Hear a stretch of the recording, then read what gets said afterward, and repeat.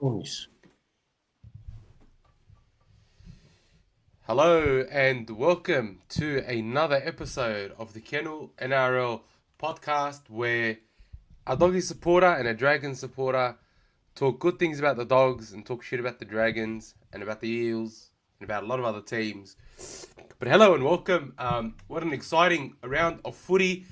Some good results, some not so good results, but a lot of drama and a lot of action and heaps for us to talk about. Dibbo, hello, welcome to another episode, brother. Welcome. I knew today was going to be an exciting episode, especially after that blockbuster 60,000 crowd in minus 5 degree weather and some rain. It was it was insane. I was at that game actually, so it's pretty good, man. How ironic! You're the Dragon supporter. You were at that game. I'm a Doggy supporter. And I wasn't the only one. I'll tell you now. I knew at least 20 or 30 non-Dragons fans. Non-Dogs or Eels fans. They were at the game. And I even read on socials, people went because it was going to be a big crowd and they just wanted to get in amongst the atmosphere. I read online. I'm going to go find them again. I should have screenshotted them. But there's a lot of people there. I reckon there was easy a couple of thousand. They were non-Dogs fans. They just want to be part of a 60,000 crowd non-finals game. How awesome is that, honestly? Like, how awesome. The NRL had half a brain. They would reach out to Canterbury Bulldogs Club and basically get them to help them to promote, help the other clubs to bring up their crowds and just make a whole party carnival atmosphere. It is so good. Look, it is absolutely amazing. And the fans, look, the Doggies fans are incredible, just like our Kennel podcast fans. I want to give a big shout out to everybody that's here. We got Dev Era, welcome. Brian Dib, hello. Eddie Abs, how you doing, brother? Scott Wood, good evening. Good to have you here. Norm, hello, sahla, welcome. Knox, good to have you in the room, brother. Banini Blocks, don't believe we've seen you here before. Welcome. Jamie Teasdale, as always, love to have you here. Who else is there? Who else do we have? I think that's it. Timothy Gray, good to have you here this evening, Tim. And look, a big welcome to everybody. There is a lot for us to talk about. DFL, welcome. TM, Matthew Ward, hello everybody. Welcome guys, welcome. MKTV, the boys. So there's a lot to talk about today. Omar Hayek, welcome. So, all right, I want to get straight into it. So you were at the game, Dibbo. Yep. I feel like the biggest disloyal fan not being there. But I did have... weather was... No, I had a family event that I could not... I would have missed it. I could not get out of. I've tried. I would have missed it. I tried. Believe me, I tried. But it's one of those ones with the family sort of puts you under pressure. I couldn't get out of, unfortunately. I was this close to going and then going from the game to the wedding because the wedding was in Lidcombe. But when you have a family, it's look, I'm a bit embarrassed to admit that I wasn't at the game, but at least one of us was representing the Kennel there, which is all right. I think we get a pass mark there because one of us was there. Tell me, I want to ask you, what was the atmosphere like? Like it was, 60,000, the second highest crowd for an atmosphere for a regular season game, only beaten by the Bulldogs. Good Friday game from earlier this year. But tell me, what was the atmosphere like? All right, quickly, just before that. You know what? Norm Eater, thank you, has given us a $15 super chat, and he wants to ask how he can change the amount. Thank you so much, Norm. I really appreciate everything that you support and everything, man. Yeah, add a few numbers before the one, and then just press enter. Oh, God. Thank you so much, Norm. Wallah, we appreciate all your support and everyone that's here. Thank you so much. Dibbo, sorry, we were talking about the atmosphere. Man, that was you know what? We got there, it was probably 10 degrees, maybe less. I got there over an hour before the game. It was windy, it started raining. Man, 60,000 people. It like 10 degree or less weather. The wind chill made it look like it was 5 degrees. Couple days with raining as well. There was all families from young to old out there. They didn't care. And I guarantee it was pristine conditions. We would have easily got over 70,000, like probably even towards 80. 60,000 with one side obviously coming first and the other side coming, 15th?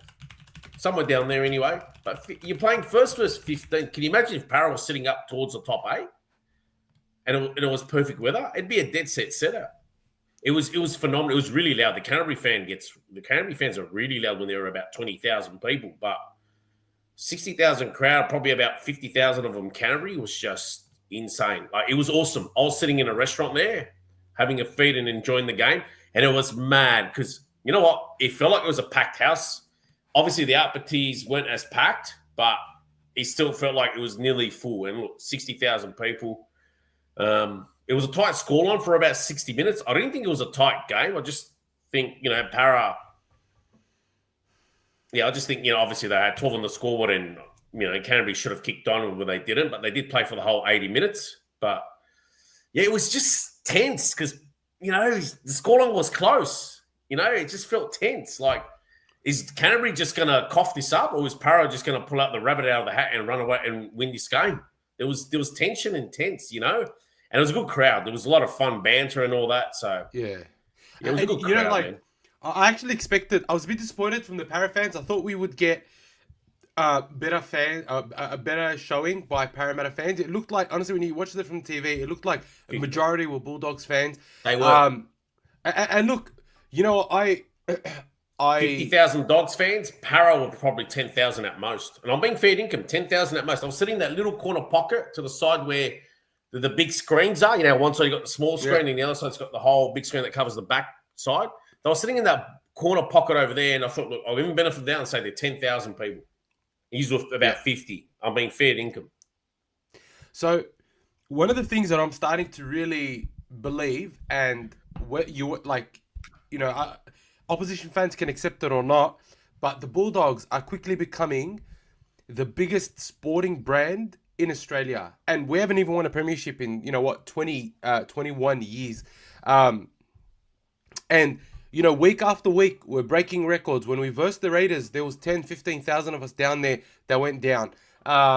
When we went to, against the Rabbitohs, we had 66,000. Against the Eels, we had 60,000. I'm assuming against the Rabbitohs again, even though it's going to be a Rabbitohs home game, I'm assuming there's going to be 40,000 people that rock up to that game on the Sunday, even in bad weather. And, there was an article that I read, I think it was last week, talking about how the Bulldogs are becoming one of the biggest brands, in Australian sports, rivaling, the Wallabies and the Broncos and all this other stuff. He's gone past the Broncos. If anything, I'll say it now, it's you and Collingwood at the moment. It's you guys and Collingwood, Magpies from the AFL. The Magpies are huge. The two biggest brands. And I think, in terms of noise generated by fans, I don't think there's another brand in Australia that does what the Bulldogs fans do. Now, there's a lot to talk about when it comes to fans. I actually want to have a bit of an honest heart-to-heart discussion today about the fans, about some of the stuff we saw in Belmore. But 95% of it is just incredible. And I think Ciraldo, and this is a credit to how good Ciraldo actually is as a coach and as a sports manager, is he identified where the closest thing that Australia has to, college football and, European soccer and things like that. And it's so exciting to see. But before I keep going, I just want to quickly shout out John Sard, who has given us a $15 super chat. He's calling it the Bulldogs 2025 premieres. Firstly, I want to say, bro, John, you're an absolute legend. You've supported the podcast from day dot. You've been here the whole time. So thank you so much for all your support. Now, onto the comment about whether the Bulldogs are going to be premiers in 2025 or not. Look, I'll come to that as well. I'm going to say, we are as good a chance at winning the premiership as anyone else. And I think that on our day, when it comes to the finals, especially now that we've got Galvin, I think we can easily become the premiers this year. I know people are going to say, dogs are cocky, dogs are this, dogs are that. You know what? It gets to a point where you feel like your team is good enough where you can afford a little bit of cockiness. You know what? People in April said we were being April premiers. People in May, they're like, you guys are celebrating, you guys are May premiers. We're in June, people are saying, you guys are June premiers. It's going to get to October, we're going to win the grand final, and then you know what? We're going to be October premiers. And that's when it's all going to count. But I think at this point, I'm confident enough in our team to say, do you know what? We can make it if we do well, we can make it. I have two quick things to point out.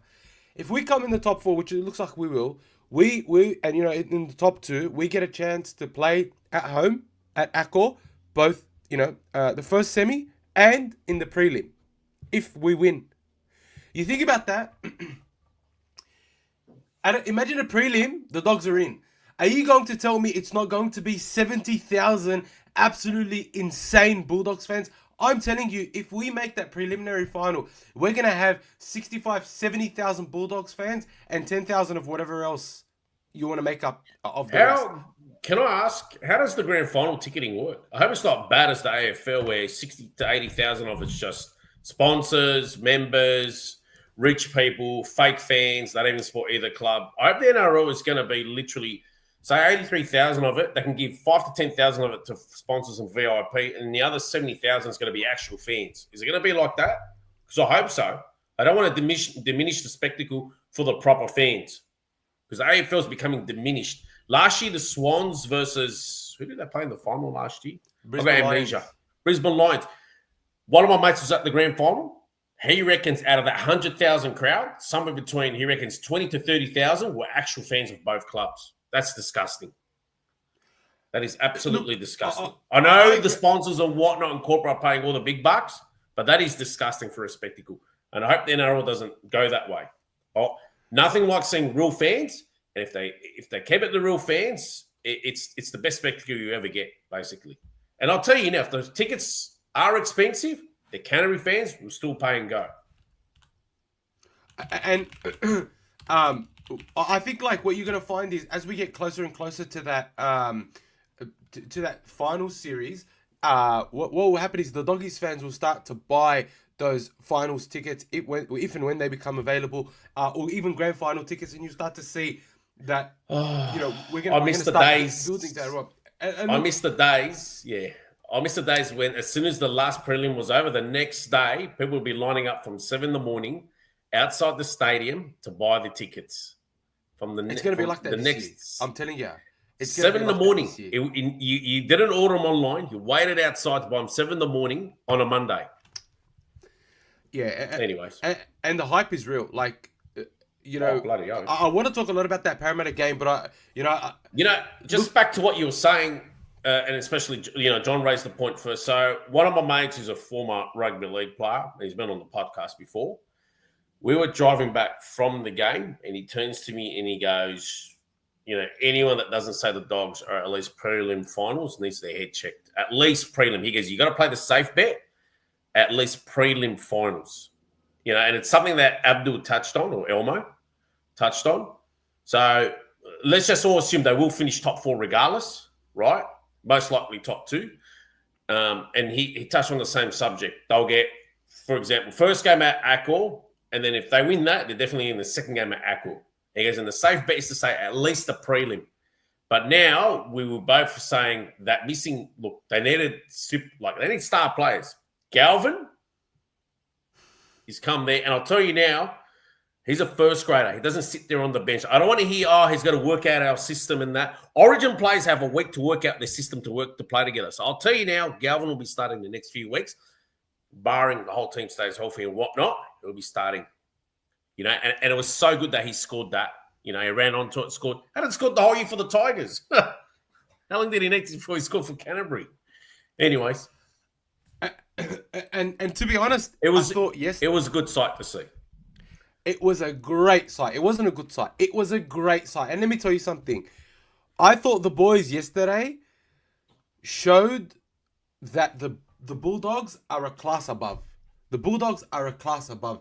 The Eels, credit to them. The Eels played so well. Like, as much as we want to talk down the Eels and talk down Rails and talk about how bad they are, I thought that the Eels played very well. Notwithstanding that they obviously copped that Symbian from Gerard Sutton. He's got to have one bad call again. I think 30 to 12 was fair on them. I do think that. It was fair on them. For 60 minutes, the Eels played out of their skin. And most teams, like, if you were to look at the ladder now and you said that the Eels are sitting 15th or whatever, you're like, that doesn't make any sense. They actually played very well, and hats off to them. Yeah. Yeah, sorry, go ahead.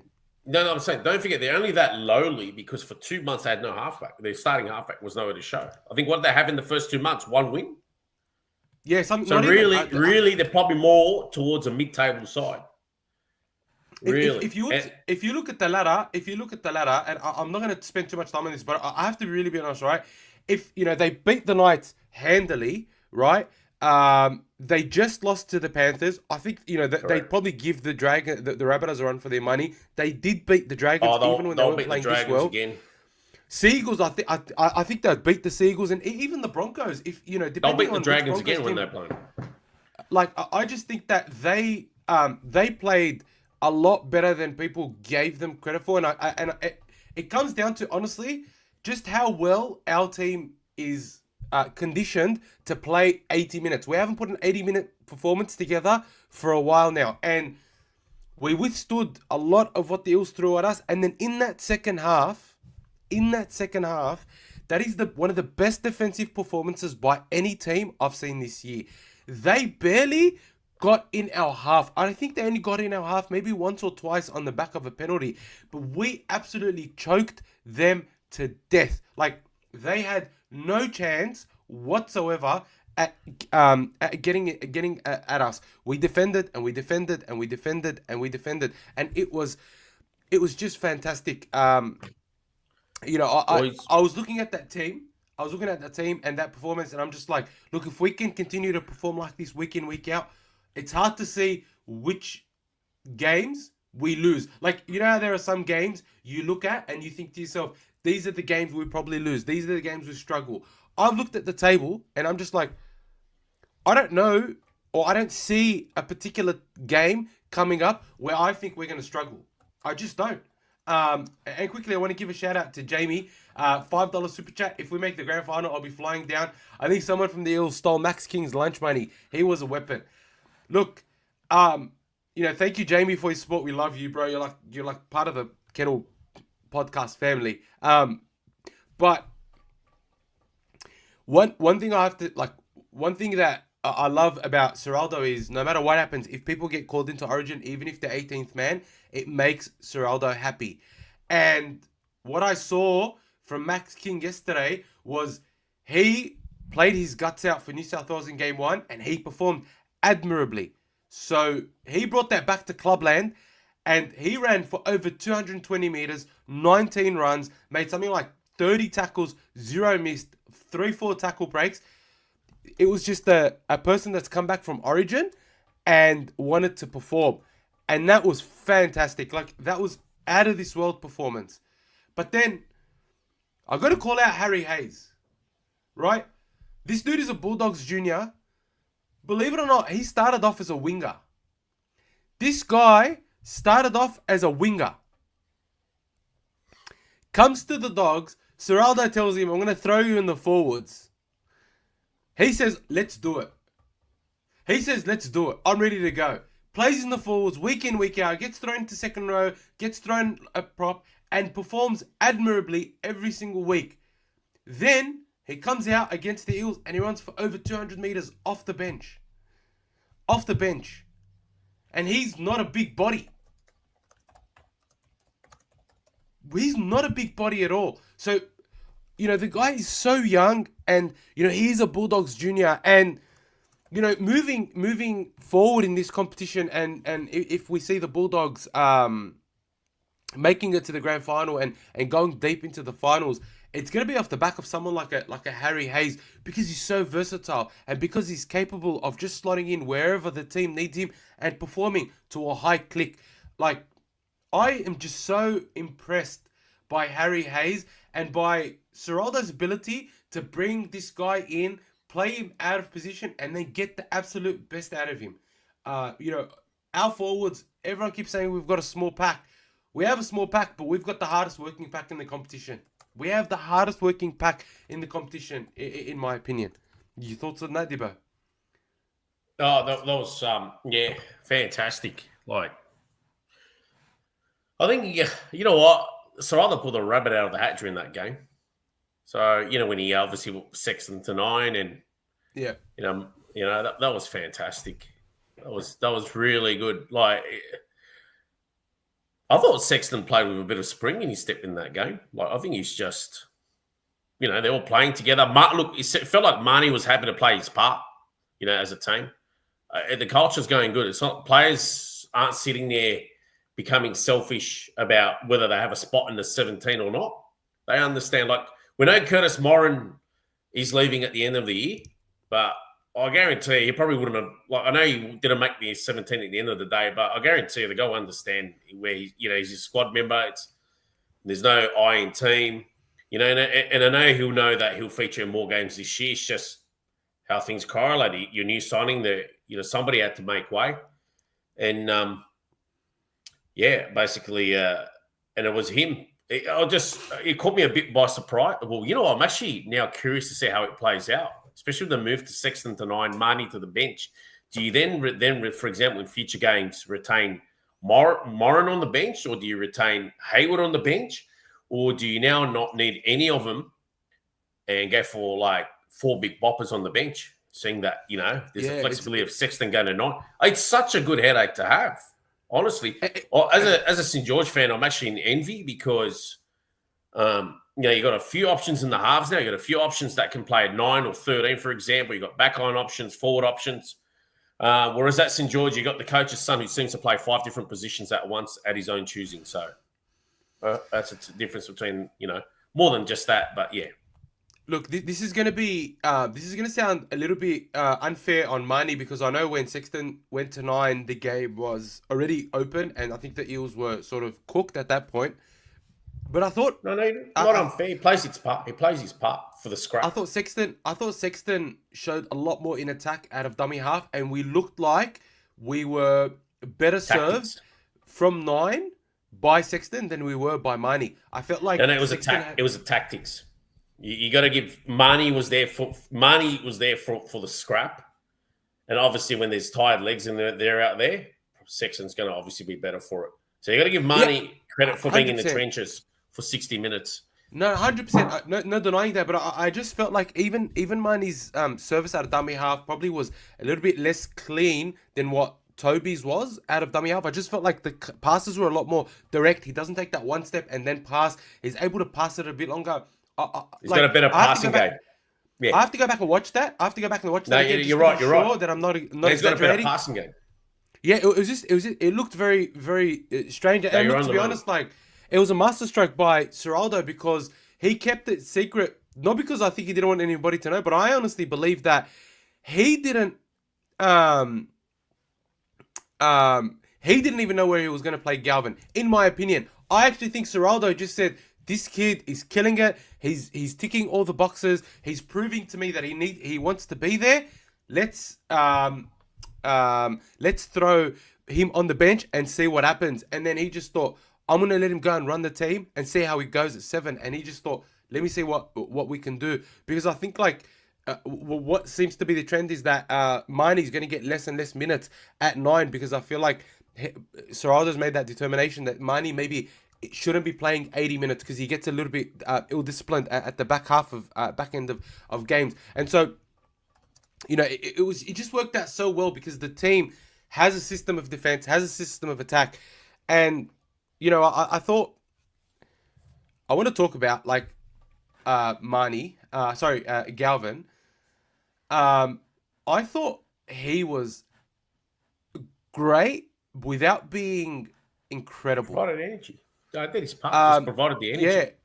Yeah. I thought he came on with a lot of energy, with a lot of purpose, and he was I put up a short on YouTube of a top view, a really high view of the Galvin try. Firstly, that Kira's offload was amazing. It was a sexy try. It was a gorgeous try, but just the way Galvin was ever present. It just seemed like he was ever present, and he was there to follow the ball around, and he was marshalling the troops. He felt like if that play was breaking down and Kiraz was going to get tackled, he was already starting to marshal the troops to put them into position, but his eyes were always up, and he was always ready for the play. And that, for me, shows a lot about what a 19-year-old can do. I also thought his kicking game was actually really good. Kicking on the right-hand side of the field, I thought he placed the ball perfectly, and he kicked with the right. He chose the right kicks at the right times, which for me is also great to see. That if we can have Burton on the left, and then we need to talk about Burton. What a performance by Burton! But to see Lachlan Galvin on the right, it just excites me what he can do with Critter there. I do want to just speak quickly on some comments that are being made. So Zata is saying, everyone reading too much into Marnie. Bloke's been solid in our rebuild. He isn't having a tantrum. Hopes he gets a 3-year contract somewhere. I'm a big fan of Marnie, but that doesn't mean that I can't say I thought that Sexton's passing out of dummy half was a little bit better. I'm not saying that he was bad at all. I love Marnie, and if we could keep Marnie, I would. I think he's been a great servant of the club. Just like I was upset when we got rid of Fox. I loved Fox. I didn't understand why the fans were booing him. Sure, he's at the Eels now, but I thought he was a great servant to the club. He came when we were down in the dumps, and he helped us rebuild.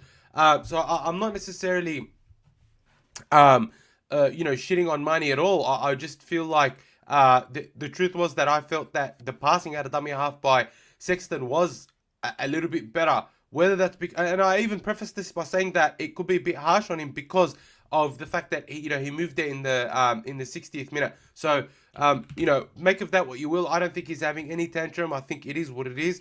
Make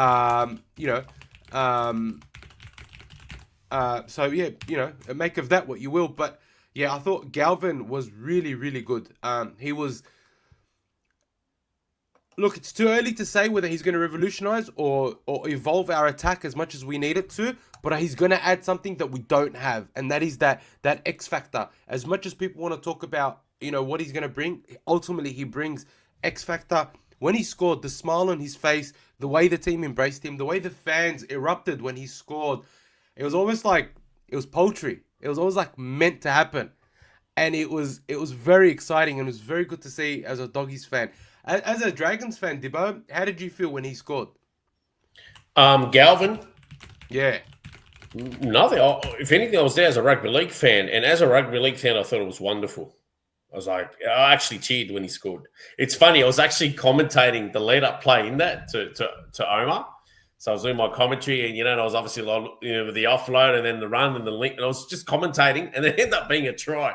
Aaron turns to me and looks at me and goes, geez, that was a wonderful piece of commentary. I go, can you believe my luck? A try comes out of it. Like it was wonderful. Absolutely loved it. Wonderful. It's the headline. It needed it. To top it off, the game needed that to make it as a headline. It was perfectly scripted. Absolutely loved it. So it was fantastic. It was good. By the way, when did the Dogs play the Tigers? I don't know when the Dogs play the Tigers. Does anyone know? I wish it was this week. That would have been, or after Origin by like a week or two, so everyone gets their players back. It'd be enormous. Big. But anyways, it was a great headline, and obviously it was against Para as well, the side that offered him more and missed out. Quick breaking news. I still don't think they offered him more, but anyways. I don't think I'm thinking monetary value. I'm not. Quick breaking news. Kickout got his contact charge overturned, so I think he gets away with the fine. He won't have to pay that was ridiculous. Anyways, look, we go over it every week. They got to stop that shit, but you all get the point on that. Let's just say it's Kickout $1,800. Maybe you can take a sort of I think to the letter of the law, I sort of get it. I do. But I still think it's a complete it's a joke. They got to stop it. That was Well, at worst, and even to me, it shouldn't. The guy didn't even touch him. At worst, it's a penalty. At worst, and to me, it's not even a penalty. The guy didn't even touch him. It was barely a touch on him.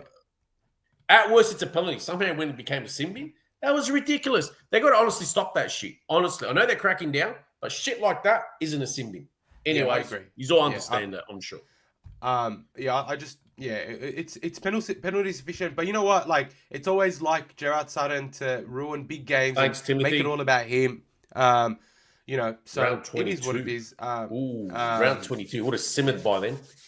But I want to talk a little bit more about the game. I thought it was a really physical game. There was a lot of feeling in it as well, and I really liked a couple of the hits.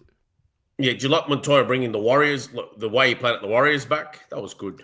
I loved it. That was a great hit. That's how he played out the Warriors. Man, he leveled. He absolutely the Warriors leveled. was hitting someone every week. Yeah, he absolutely Penasini's leveled chunky.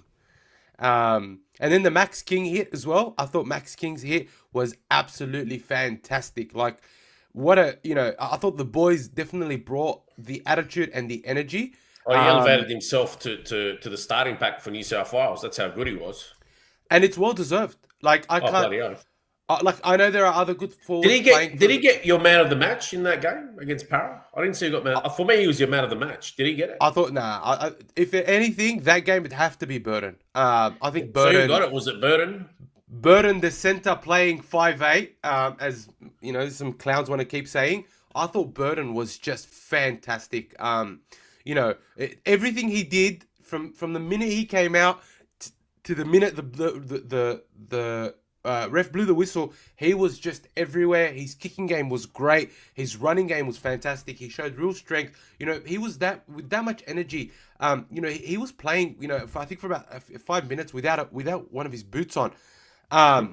He was just everywhere, and I just felt like every time he got the ball, he was a danger, and that's what you want to see from your center playing 5'8", because it was just like he took over, and it's almost like Ciraldo's told him, if Galvin comes in and plays 7, you're going to be the man responsible, and I want to see you take charge, and he said, yeah, I'm going to take charge. Right, and he showed us what he can do as a 5'8", not only as a runner, but as a passer, as someone who causes a continuous threat. And I thought, and just as Timothy has sort of pointed out, I thought Connor Tracey for his 100th was fantastic. He was just insane. Was running everywhere, was causing them havoc everywhere, and it was so good to see. When gotta point out this one call by Zatar. Hang on, where is it? Was running like the Earth's flat. A little bit of context. Berto was on a. That's a good one. Was on a podcast last year. He thought the Earth was flat and all that sort of crap. So just a bit of context on that. But yeah, he ran hard. He played well. It was so good to see, and it was a great 80-minute performance. And I think with Galvin there, we're only going to get better. I think we're only going to get stronger as a team, and our attack is only going to improve. But while I do have everybody here, we do have 56 people on live. If I could please get you guys to just give a thumbs up. And if you haven't subscribed, if you are watching in the background, please just click subscribe. It really helps push us into the algorithm. It helps get us new viewers and continuously help us promote the podcast. We really love all your support. So please just give it a quick thumbs up. Dibbo, any other player stand out for you that on yesterday? Connor Tracey kept getting the ball out the back, so he kept wrapping around and causing havoc around the fringes. So that for me was a standout. I got to see it from the far view end. Connor Tracey in his 100th was definitely another standout for you guys. Kick out as usual, threatening on the fringes. Montoya had a good game. Sherry was starting to find open space. That's why I like this. I actually like seeing Sherry in the open because I think he's got a lot to offer. Just trying to get him more ball, maybe more early ball. He's a big body, more early ball. He can do some damage. Crichton's, he's like impossible to tackle now. Has anyone realised this? You can't tackle him. Yeah. No, it's just, how old is he now? 24? Yeah. Obviously, a few years ago, he was skinnier. He was only in his early 20s. He's becoming impossible to tackle. It's insane. He kept throwing. He almost went through and scored on that run. And he's doing it regularly every week. Remember against Canberra, he couldn't tackle him? It's insane. He was great.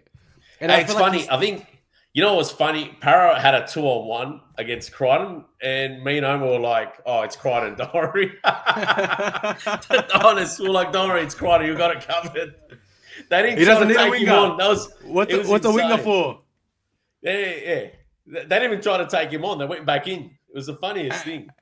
And I think because I think even when they did try to take him on early on, he just bundled them into touch, which it starts to become like almost like a meme that you can't score against him. So he was fantastic without sort of being the stand-up. Yeah, I know we've credited him on the podcast before, like since probably after his first couple of games. But Harry Hayes standing up again. Honestly, he deserves a shout. I don't know if you gave him a shout on this podcast, but we've shouted him out a fair bit. I mean, like, gave him a shout out on this podcast a fair bit. He had a stellar performance for Canterbury up the middle. He was going hard. He's hitting with he's putting some impact in his shots as well, Harry Hayes. So bro, definitely another one he's want to retain. He's getting bigger. He's getting bigger and stronger. And like, I look at all these teams that need to like rebuild, and I look at like the Perth and things like that. And I just feel like lock down your players. Yeah, like Harry Hayes is one of those players. Harry Hayes, Bailey Hayward, like they're those players that you can just bring in, and because they're so versatile, you can just have them anywhere in your team. But they're the types of players that you build teams around. Honestly, you look at someone. Yeah, that Perth franchise will have money to throw, so some teams are going to suffer. Yeah, 100%. I think Canterbury's got a lot of its squad locked up to 2027, don't they? They do, but I feel like that's good. But I feel like by the end of this year, come November, there's going to be a lot of players we're going to have to work on re-signing. But we've got some great ones coming through next year as well. Exactly. Don't forget, like we get Jack Todd back in a couple of weeks. You still got Jack Underhill. Jack Underhill hasn't debuted. I think he'll make his debut soon. I think Cassius Tia will make his debut. Soon. Then we've got Finau Latu coming from the Dragons. We've got Leo Thompson coming from the Knights. So we've got great. And then Sutili Tupanua. I know there's been a few questions in the in the chat that he's injured as well. What's going on with him? I think he's back round 21 because he's just done his hamstring and he's going to be out for 6 weeks. So either round 20 or round 21, depending on the severity of the hamstring strain. But it could be earlier as well. There hasn't been any official communications from the club, and none of the journalists asked Ciraldo at the press conference. So our guess is as good as yours, but we're just assuming based on some of the information we heard that it's probably going to be around 20 or 21. I think they may, Kiraz is named to play center, but I know that his calf was still sort of bothering him. You could tell he wasn't running at full comfort, even though he had an absolute blinder of a game. Ran, over 200 meters, had 8 offloads, 6 tackle breaks. Honestly, the guy, everyone was talking about how good Lomax played, but I'll be honest with you, like no disrespect to Lomax, he's great and he deserves his spot in the Blues. But how is Kiraz not being mentioned in the same breath as To'o and Lomax? No, the guy is just unbelievable. It's just the untimely injury he had. You get me? And because Lomax isn't dropping off and they're winning, he's just one of those unlucky ones that's yet to debut for New South Wales. So I said yet to debut. So who knows? We still get seen this year. Soon. Yeah, look, he'll debut soon. Game 3 might be an opportunity, depending on what the result is. But yeah, look, I hope that no one gets injured, and I hope that we don't need to play. I want to see the Blues get the whitewash. 100%.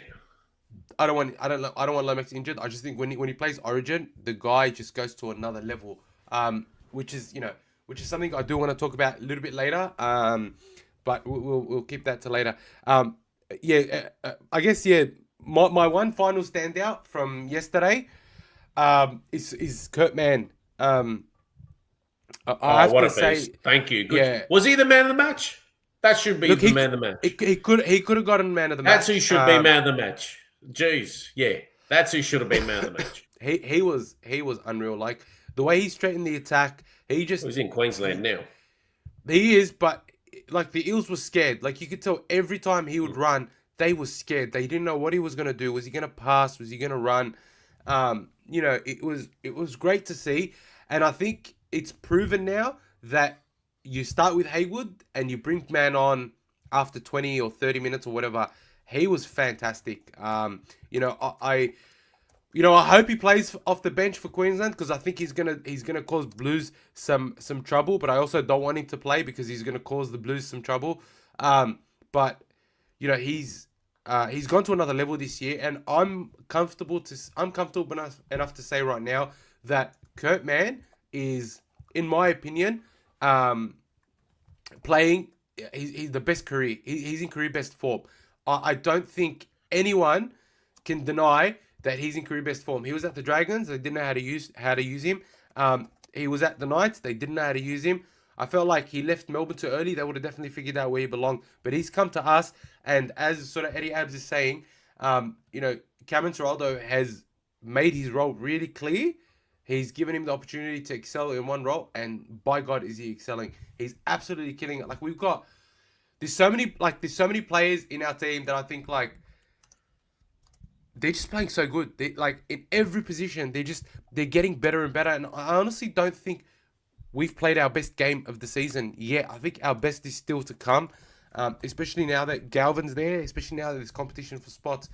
It's great because we could have played Sam Hughes, right? He wasn't chosen. We could have played, Kurt Mann. He wasn't chosen.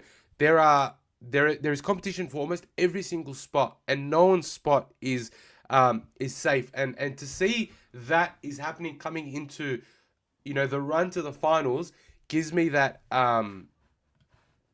that real confidence and excitement that we're going to cause some problems, and people are underestimating us. I can't believe I'm saying this, but I feel like people are underestimating us.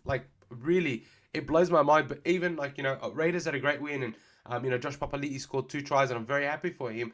But people are still underrating us, and I sort of don't get that. I really don't understand how we're still being underrated. I wouldn't complain, to be honest. It just means you fly under the radar, less pressure on the players, less pressure on the teams. Less expectation. Trust me, you'd play. It's a lot better not having that. Believe me. I'm with you. Players are probably loving it. I'm with you. We do go under the radar, and look, that's great for us. But, I almost feel like it's a bit of it. I get the under the radar thing, but it's almost like a little bit of a disrespect.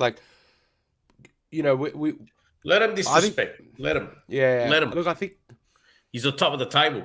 They're disrespecting every week. So you're top of the table, regardless of how difficult or how easy other people have thought your draw is. The fact that you've won and you're on top of the table, because otherwise you could have been like the Dragons and lost 5 games by 2 tries or by 2 points or less, and be sitting 11th or something instead of 4th or 5th, for example. So let them. The games are there to be won, no matter what, and you've won them, and you're sitting top of the table. And what I after the Broncos game, obviously we had those suspensions. So we had Sitili Tupanua, Josh Curran, and then the next week we had Jacob Preston, and we had Jack Todd get injured the week before that. So Kiraz was injured. The boys went for Origin.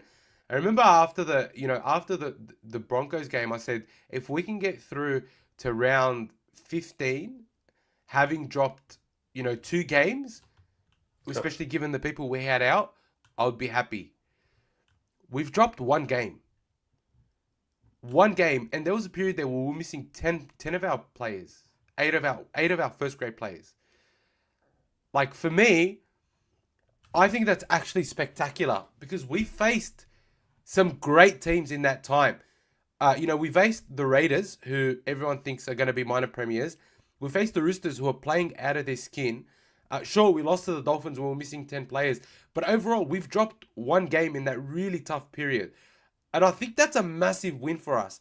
Even given that we've, faced the Eels and we put on a great display and won. And now we've got the Rabbitohs and our depth is coming through again.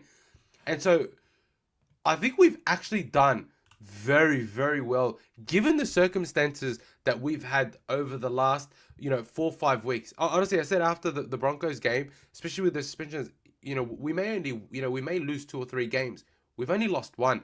And, it just shows not only the resilience, I think, but the depth that the Bulldogs have built now, where we've got, 25 players who can be chosen in the first grade team. It's not just we've got 17 first graders and 13 people that are just going to making up the top 30. We've got, you've got 25 first graders that could be there.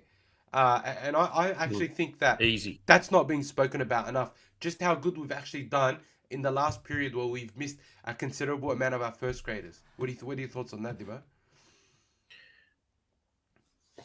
Man, it's... You know what? There's sentences with you guys this year, if you think about it.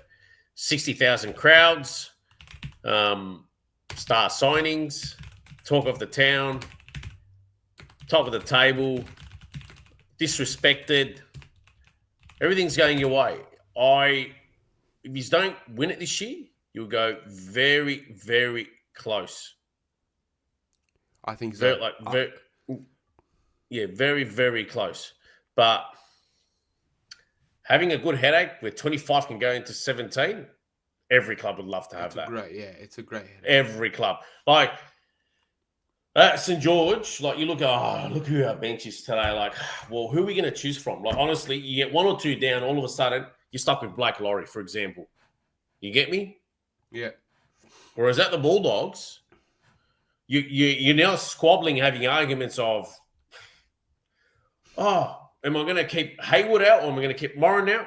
Or, I saw Sam Hughes. What's he, number 19 or 20? Yeah. Like, you get me? Or are we playing the big boppers this week? Are we playing Jack Todd, Sam Hughes, and, for example, Jack Underhill? Like, what a headache. Like, I swear, you go to bed, no worries. You know you're going to get someone decent. Obviously, the only sleepless part is I'm fretting on which gun I'm going to play. It's a great headache. Like, how awesome is that? I looked at it, I couldn't believe it. Sammy's at number 19. Last year was starting for you guys. I know he's just only come back from injury, but how good is that? And that was without obviously looking at the lineup, without obviously 3 or 4 of your players missing because of state of origin.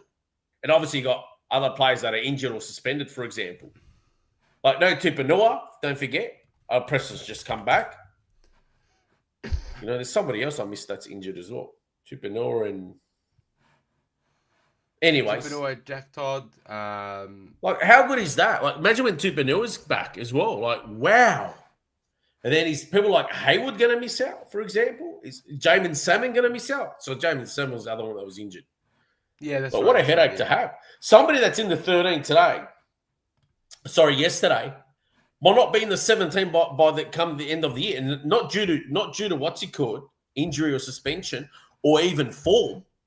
Just that it's who you're playing, how the style they want to play. The positions are hottening up. Some might put their best foot forward better than the others. Like, and they're probably doing nothing wrong. Like, what a headache to have, honestly. It's a great headache to have. And on that, I sort of... Imagine having Blake Laurie as your fallback option. Straight, one player down, injured or suspended or rep footy. Blake Laurie's your fallback option. Imagine having that problem. Yeah, Blake Laurie... I think... Look, I hope he doesn't watch this podcast, because if he sees me in the street, he's going to bash the living daylights out of me. Blake, I still love you. I thought he played well for you guys in 2023, and then last... Oh, this guy's still going on about Blake Laurie. Yeah, but anyways... we've talked about the Eels game. I think it was a great game. It's been... I love this. Oh, yeah. Is this Sunday? This is Sunday. This week? I thought it was next week. Jeez. It's this Sunday. Yeah, it's already Tuesday.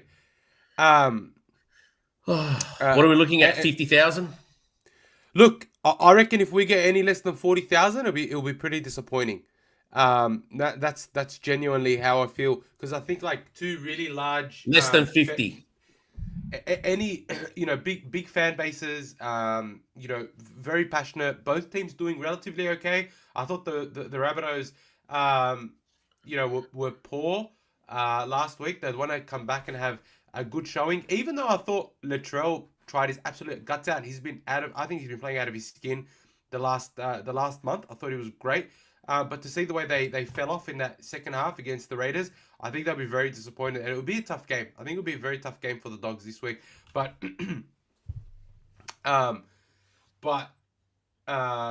if you look at the teams, they're actually not bad teams overall. The Rabbitohs are missing just Latrell Mitchell. And so they've got, their full complement. I know that Cody Walker got injured again. But look, I think Cody Walker's also starting to get a bit old now. What is he, 37 almost? 35, but yeah, he's definitely in the twilight of his career, whether it's this year or next year. One of those will probably be his last. Like, injuries are catching up with him. Yeah, like he just definitely feels like in his twilight. Any small hit, he goes down and he struggles to get back up. He's a bit like Adam Reynolds, very old and probably time to move on. Yeah, broken or retire or go to the UK because I think Reynolds is finishing up. Reynolds, no. Well, apparently the Broncos want to sign him for another year, which I honestly don't falling understand. apart. It just shouldn't do it. And the Tigers want him for a year. Like, bro, they've got Latu Fainu. And I'm not going to get into the Tigers. But I want to talk about these teams, right?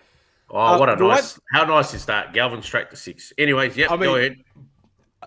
Connor Tracey is great. Blake Wilson's back in. I'm very excited to see Blake Wilson play. I love seeing Blake Wilson. I still believe that he's a better option than Marcelo Montoya. Even though Montoya had a great game up against the Eels. I'm still a big Blake Wilson fan. I will die on this hill. I think that he's got the speed. He's got a bit of an X factor about him, and he has the work rate. I think Wilson will kill it. I think Wilson will absolutely kill it this game. Bronson Cherry. And then interestingly, so they've moved Jacob Kiraz into the centers alongside Marcelo Montoya, which I think is a great move. I think this is a great move. It's very smart. Jacob Kiraz has said that he loves playing center and prefers to play center. So having him there, I think he's going to kill it. Just to see him there, seeing the work rate that he's got, that wing, that center wing pairing will get us 500 meters, I think, against the Rabbitohs. Lachlan Galvin at 6. I didn't think we would see it this soon. I didn't think we would see it this early in Galvin's career at the Bulldogs. But seeing him at 6 is very exciting. I don't know if he's going to be playing left or right. I'll be interested to see what the game plan is there because I know that it's usually Burton that plays left. So not sure if Galvin will be playing left, but it's still very exciting to see how he could potentially link up on their right side with Jacob Preston, who is back from suspension, by the way, slots straight into the starting side. And I have to say, like, as good as Curran is there, Curran's fantastic. Seeing Jacob Preston back there in that position, it gets me very excited. It gets me very excited. Preston is such an underrated second rower. I just think that him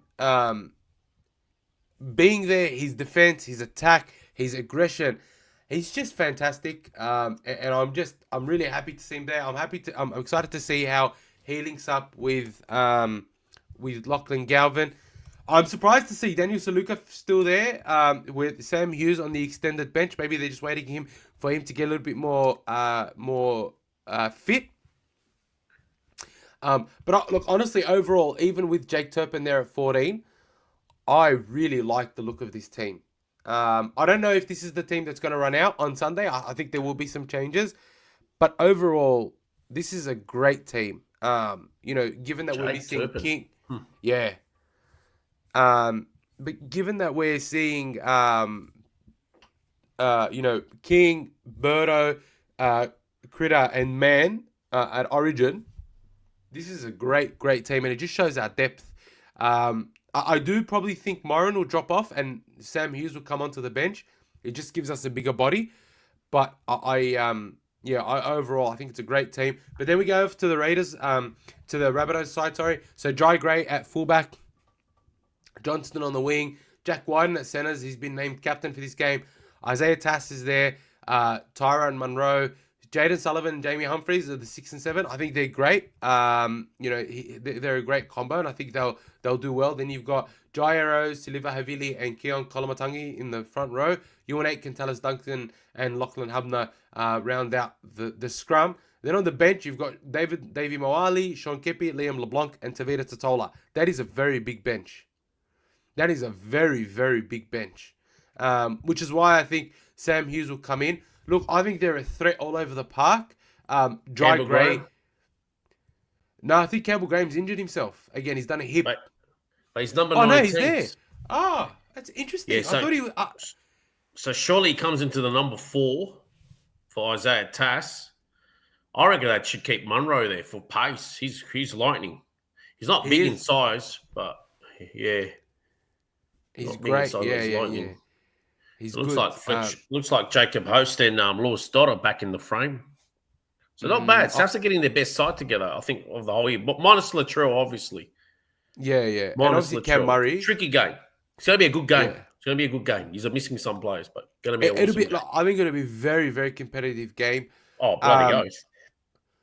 Honestly, I reckon we'll get 50. Bro, can you imagine 50,000? Imagine 60,000 Dogs vs Eels, and then 50,000 Dogs vs Rabbitohs. That would be insane. Like if they don't even get 40,000 to the game, then throw South back out of the comp, like how it used to be. Honestly, for letting everyone down. Honestly, they always talk about how they're the pride of the league. Well, show us. Yeah. I'm with you. So look, I think it's going to be a great game. I reckon the what's going to get us over the line, I think, is the Lachlan Galvin factor. I know it's a lot of pressure to put on a 19-year-old, but I think he's going to be out to prove a lot of people wrong. I know there was a lot of Doggies fans, even up until now, saying, "Oh, why him? Why this? Why that?" It's a load of baloney. I still don't get why Doggies fans don't understand how good Lachlan Galvin is or what he's going to do for our team. I do think that that we can definitely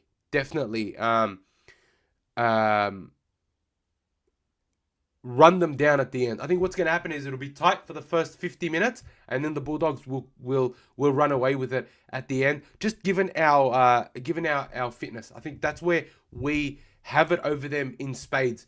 Look, Tavita Totola's great. Sean Kepi's great. They're just not as fit. Keon Kolomatangi, I expect him to play 70, 80 minutes. I expect Jai Arrow to play long minutes. But I just think overall, we're a better drilled team and we've got more fitness in us. That's what I think is going to get us over the line. I also think that Lachlan Galvin and Toby Sexton will combine very, very well. They will combine very well.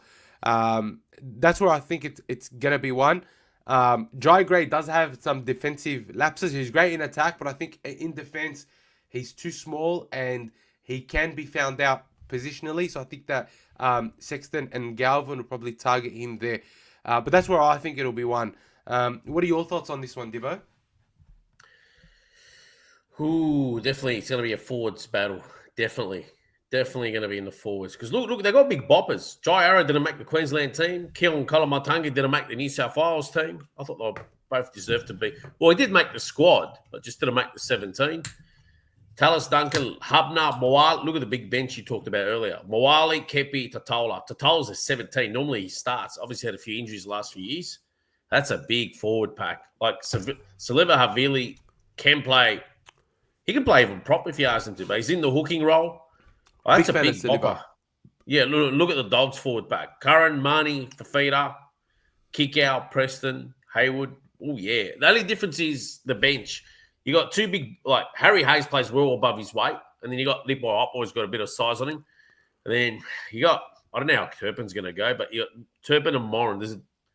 It's two big starting forward packs. And then, like the bench is going to be interesting to see how that goes. Obviously, with Canterbury style, they're not relying on big boppers to come carry them off the bench. Their forwards are just playing through like 60, 70 minutes.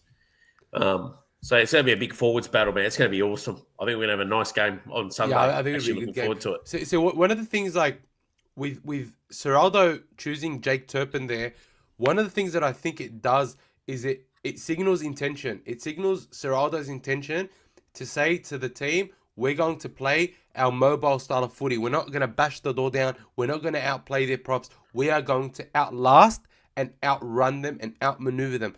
That's what I think that choosing Jake Turpin does. And so You know, I think it's very obvious what we'll do. There's going to be a lot of inside ball, Yep. inside ball, and then spread. And then, honestly, so I think someone said it here actually before. I think Zatar said it. I would not be surprised to see Wilson score a brace or a hat-trick.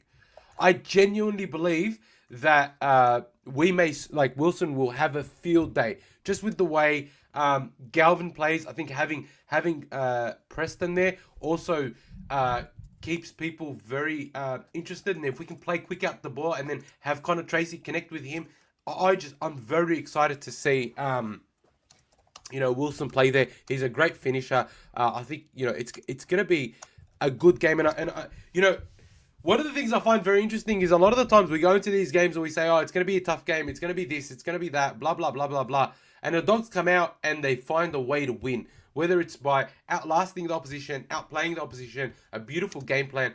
I'm very confident in this game. It's going to be a really good game. It's going to be a brutal game, but I just genuinely think that the Bulldogs are a class above. Can we not take Rabbitohs are great. You know what? We talked about the forward pack, but honestly, look at the 1-7 for both sides. I know they're both missing players, but look at that. Like, all right, say Campbell Graham comes in. You got Wyden and Campbell Graham.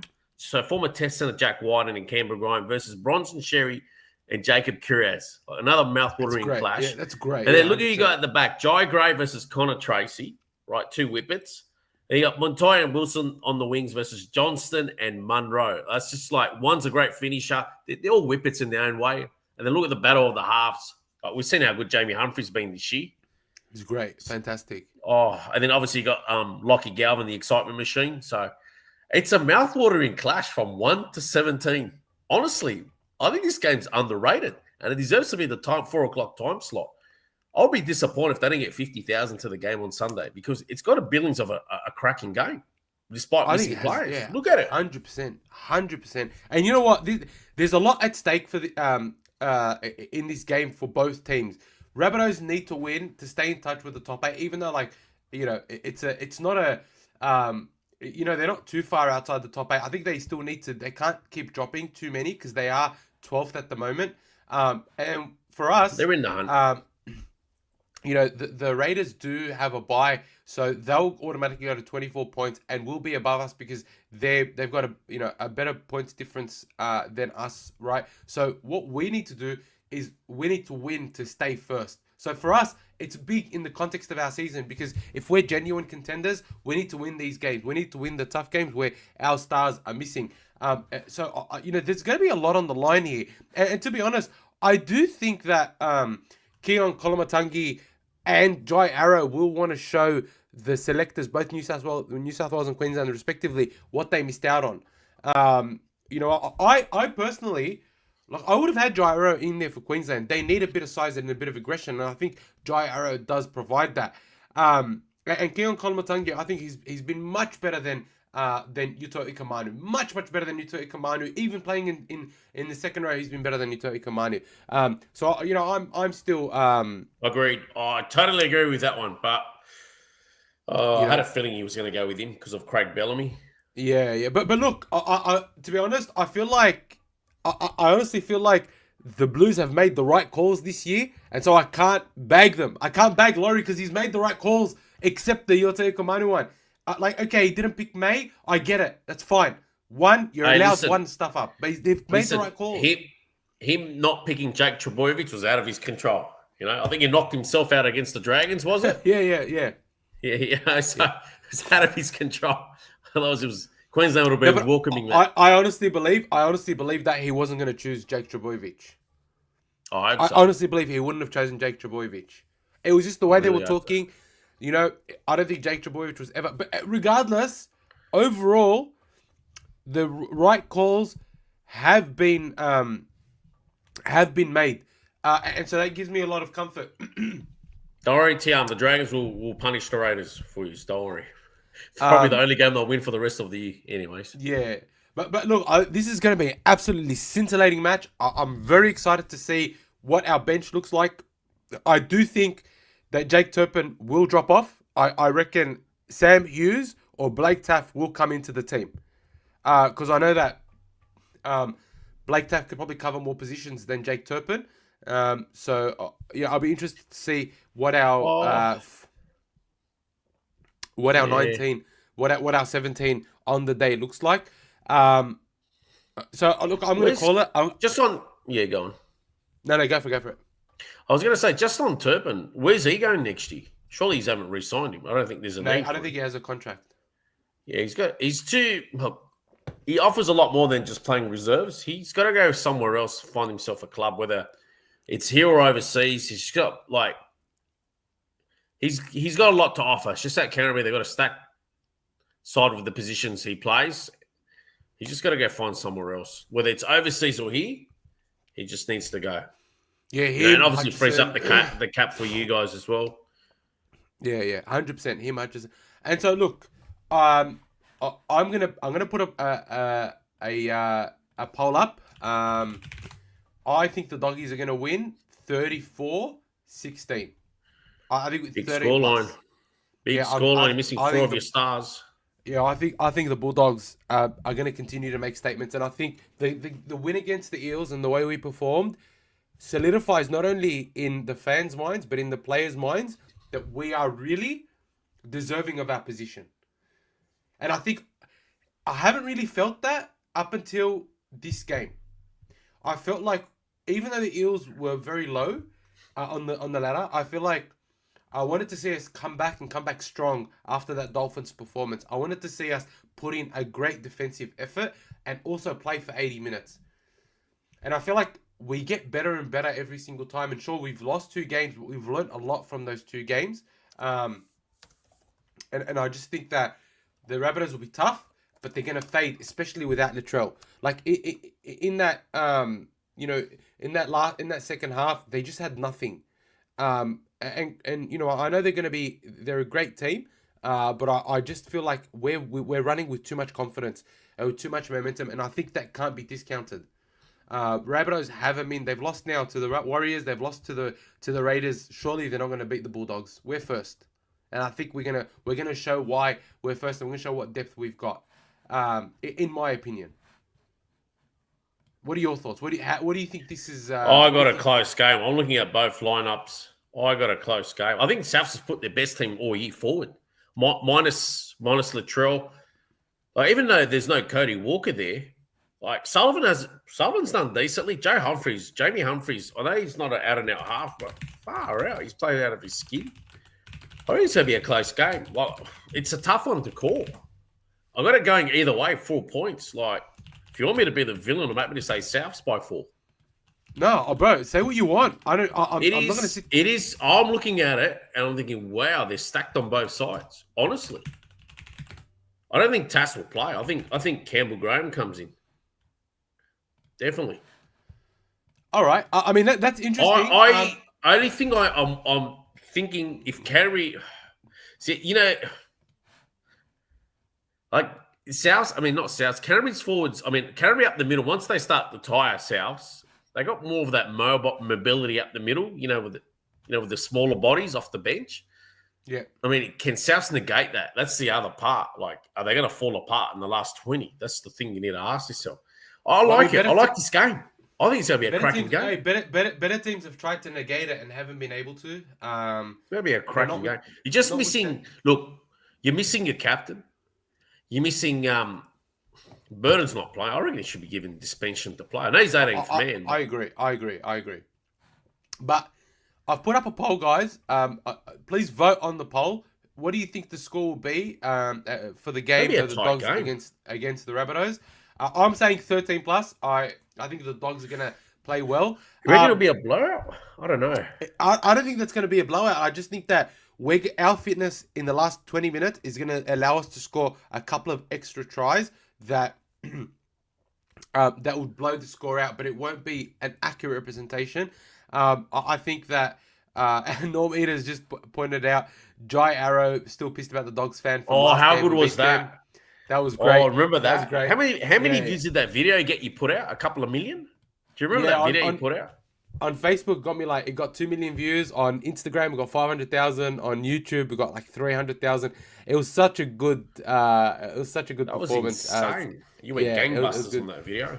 Hopefully we get another one. And just while we're here, we've got 65, 70 people tuning in live. Please, if you are new to the channel, please be sure to subscribe. And while you're there, please click like. It doesn't cost you anything. All it does is it helps just push us up in the algorithm, get us more viewers, put us in front of more faces. Honestly, it's just a little bit. And if you can support, you can send us a super chat. You can become a member, and all of that is $6 a month, and just helps us pay for all the services that we use to bring you the podcast. This stuff is not cheap, but in any case, we love all your support. We love you guys. And so, yeah, again, please vote in that poll, because I really want to see what people think. I'm very confident that we're going to win by a big margin, like a bigger margin than 12. I don't know why, but I'm very confident of the team. And I think, when you won most games this year, of course you can be confident. Yeah, I know, you can be confident and a bit cocky, but I just feel like that performance. You have every right. You have every right. Every right to be confident and think you're going to smash them. Every right. And I have to say, we're a much better team with Preston. I don't know how to describe it, but I feel that we are a much more well-rounded team with Preston. And having Josh Curran playing in the forward role and being able to knock out 60 minutes at prop, I think just adds so much to our team. It adds so much to our team, because Preston plays 80. Curran can play 80 if we need him to. Kickout plays 80. Daniel Suluka-Fifita plays short minutes, but then Harry Hayes will come on, play 60 minutes. Hotboy can play 40 minutes. And so I think, I'm just so happy to see Preston back, because it changes the dynamic of our team. And then to see how we can link up with Galvin, it's a very exciting prospect for Doggies fans. So yeah, that's my thoughts on that game. I'm very excited. I will be at that game. So if you do see me, please just come and say hi. Let me take a photo with you guys, because I'm so privileged to know that you guys actually listen to the shit that I talk and to the shit that Dibbo talks, and I love you guys all so much. I just want to say something. We've got to have a meetup. We've got to have a Kennel podcast meetup somewhere. I'm going to throw Elmo under the bus. So I actually asked him for a spare Doggies jersey to wear on the podcast. Guess what his response was? My jersey's my spare one's in the wash. You know what? You saved me. Thanks, Elmo. Absolutely saved me. But then he came out with the comment that he didn't want me besmirching the blue and white. I did not want you sullying. Yeah, he said, I don't want him besmirching the blue and white. So, yeah. I did offer. It was in the wash. I got saved. All right. Now, I want to talk very quickly, just very quickly about Origin, because I have to talk shit about Queensland, because Queensland can get stuffed, right? Billy Slater is literally a hamar. If Billy Slater ever watches this, I don't think he ever will, but I'm just gonna say it. Billy Slater's a hamar. Billy Slater is the Brad Fittler of Queensland. He's making decisions that Brad Fittler would be proud of. Firstly, he's chosen Munster as captain. Munster isn't even captain at his club, and Munster's club captain is in the Queensland team, right? And Harry Grant wasn't made captain, which for me is, honestly, I can't really, I can't make sense of any of the decisions that he's made. I'm gonna just put the team that you have the lineups. Yeah, sorry. Yeah, I'm getting the lineups now. But mine were tricking me when I was reading. And I think Mason on his podcast on the what do they call it, the Levels podcast, he was saying the whole pick and stick thing is full of shit, and they could pick and stick because they had such great players. And look, I've been ruminating on this a lot. And, I find it very interesting because, the Queenslanders, they used to talk a lot of shit about pick and stick. But the only reason they did pick and stick is because they had, the best team ever. I don't think anyone, I don't think there's ever going to be another team that had as much talent as that Queensland team did in the, the early 2010s. And so, they could use that pick and stick stuff. But now, the minute shit hits the fan for Queensland, they've dropped their captain for Dearden, who is a worse player than DCE, even at this rate. Dearden is not a 7. Dearden is barely a 6. Look, I think Dearden's a great player. He's a very, very good player, but he's not a 7. As I say, he's barely a 6. And, Billy Slater's, I don't know what he's thinking. Sure, the Queenslanders are going to come out in Perth and they're going to play tough. But they haven't chosen the team that can beat New South Wales. That's the thing. They have not, they haven't chosen a team that can actually do what they're trying to achieve. That is what, drives me insane, Dibbo. That they've just made these stupid decisions, but it's funny. They can get stuffed up. They haven't had it for a while, but unfortunately our coaches over the years have been Daly, Fittler. That should have been us 8 in a row, not them. And to be honest, I think that we have the team to go very far for very, very many years. We have the depth, right? So look, this isn't in order, but they've got Kurt Capel there. They've got Lindsay Collins, Ruben Cotter. Corey Horsburgh's apparently going to be on the extended bench. Trent Loiero is going to start in place of Patrick Carrigan. Cameron Munster's captain. It really, a lot of it just seems like... Yeah, and Carrigan to the bench. I feel like he's just throwing darts to the wall and hoping he picks something that works. You know what? How did Fodawaker retain his spot?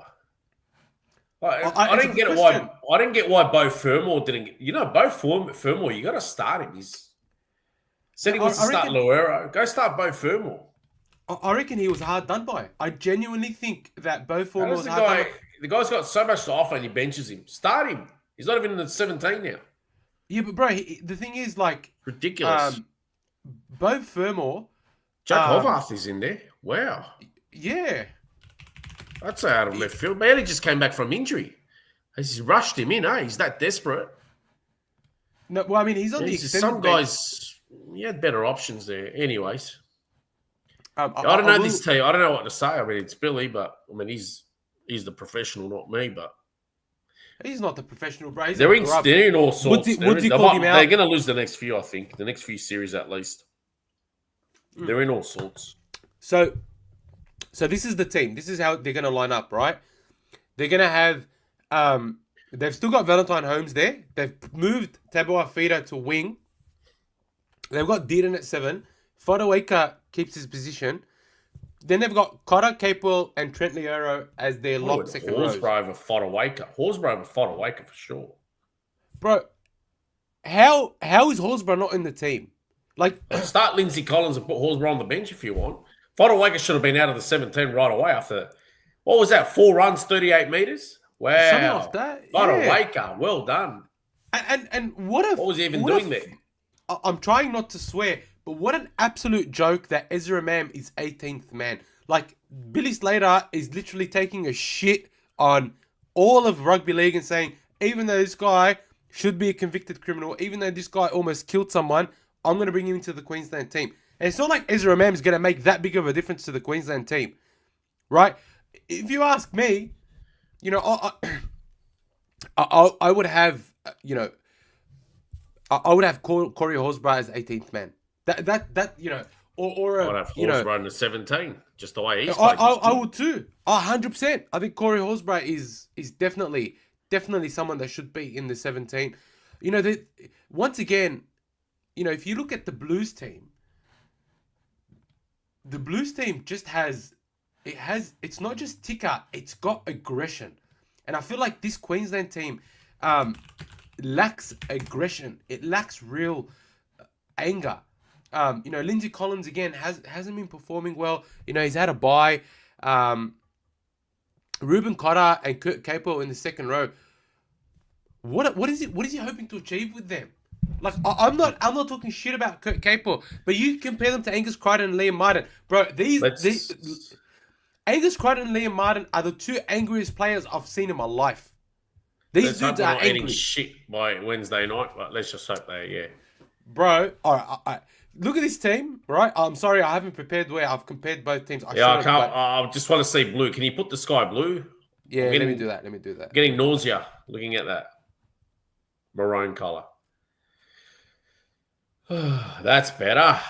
Oh, you just had that critter there, didn't you? You got such a that was the bloke. That was from the bloke. That was Den and Kemp. Can we get live footage of you or someone taking videos of you when New South Wales plays next week of just every time Critter touches the ball? Yeah, I might do a reaction video. Maybe I'll just put a GoPro. I know how you're reacting when Critter. Oh man.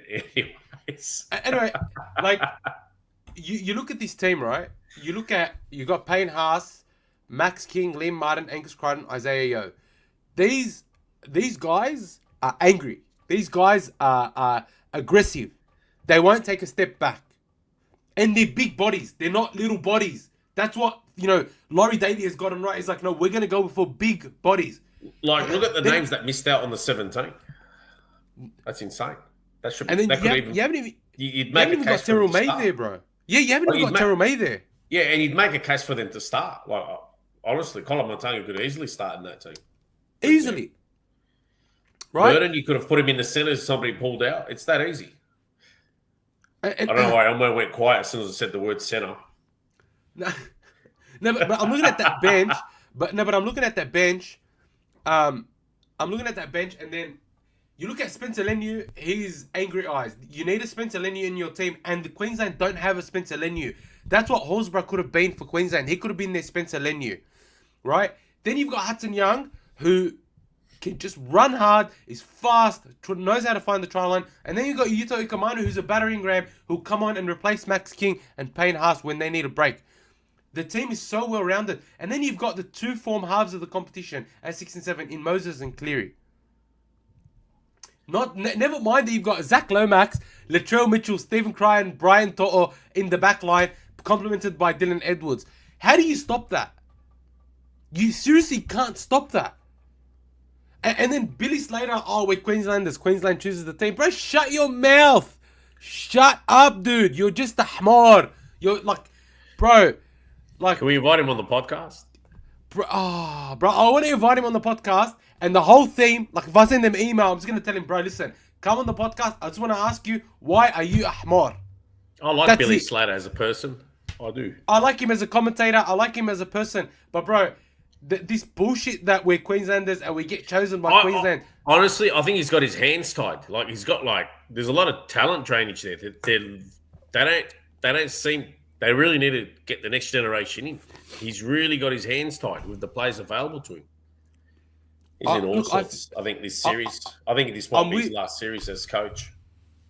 Look, I think, and the thing is, historically we've played 2 games at Perth, and I think twice we've beaten Queensland 13 plus. Like 50 and points, Latrell always performs at Perth in Origin. I just reckon Latrell's going to have an absolute blinder. Like, he was good without being exceptional in game 1, but he didn't need to be. I don't think he needs to be exceptional now, but I just feel like Cleary and Moses are going to have more time together. They're going to have more experience playing together, and they're just going to pick this Queensland team apart. There's so many changes. They made like 6 or 7 changes to the Queensland team. That reminds me of New South Wales in the 2000s. You remember that, bro? In the early 2010s, we'd have a new 7 every game. We'd have a new 7. Every game we'd have 5 new players. There's just Jared such a massive. They all get Wallace. 1 game and they were done. Yeah.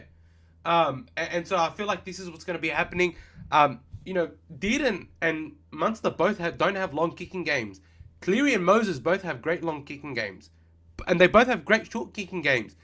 I'm really happy that Queensland are shitting the bed, because it just seems like unless they've got immortals and unless they have immortals in in their team, they don't know what Origin means. And so it's great to see. It's great to see. Well, what do you mean? Their team was of New South Welshmen. Sam Thaida's originally from New South Wales. Greg Inglis is from New South Wales. Israel Folau was born in Minto in Sydney. Honestly, their best players are all New South Welshmen. Fair income. Yeah. And I got to say, choosing Isaiah Yeo as captain is great. I love Isaiah Yeo. In my eyes, he'll go down as one of the best locks ever. I'm such a big fan of Isaiah Yeo. Fantastic captain. Great captain. Very intelligent premiership guy. captain. Yeah. Wow. Yeah. What an accolade. Understands the game. When he's interviewed, he's always like his footy IQ is just so next level. Yeah, it's fantastic. Max King starting, bro. I'm so proud of Max King. Like as a Bulldogs player, in 2022, 2023, when we didn't have props, this guy stood tall. He stood tough. He waited and he waited and he waited, and now he's a starting Origin prop next to Payne Haas. Like now he's gonna be on the serious bucks. Oh yeah, at least $500,000 contract coming up. Yeah, 100%. Oh man, and the Dogs will never let someone like Max King. Oh, they'll pay him. They'll pay him. Yeah. We need his core to our team. Like Critter's important. All these guys are important, but Max King, bro, it's like sometimes we only play with one prop, and that's Max King. Honestly, it's just like one prop in our team, and it's Max King, and that for me is like, bro, this guy deserves a lot of credit, and it's good to see that he's actually getting that credit because I think it's very well deserved and very well earned. But look, with that, I want to know what you guys think of this game. I reckon it's going to be Blues shellacking. I think we're going to destroy Queensland as we should.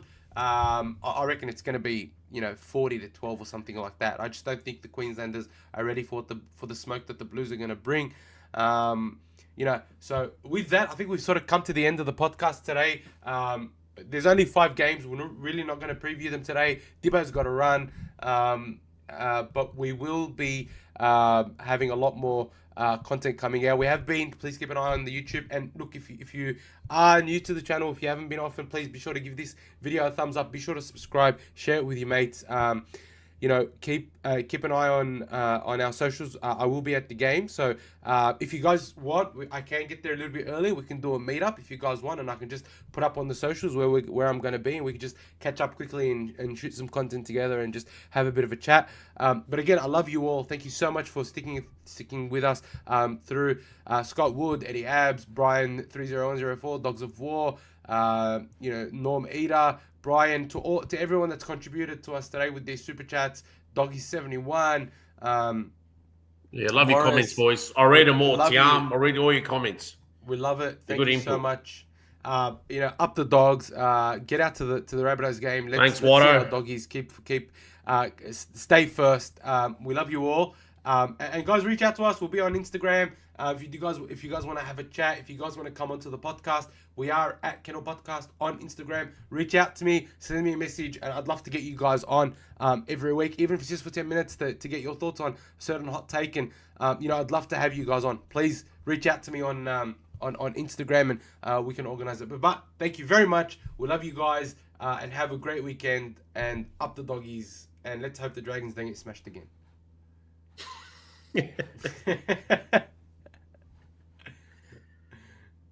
See you guys.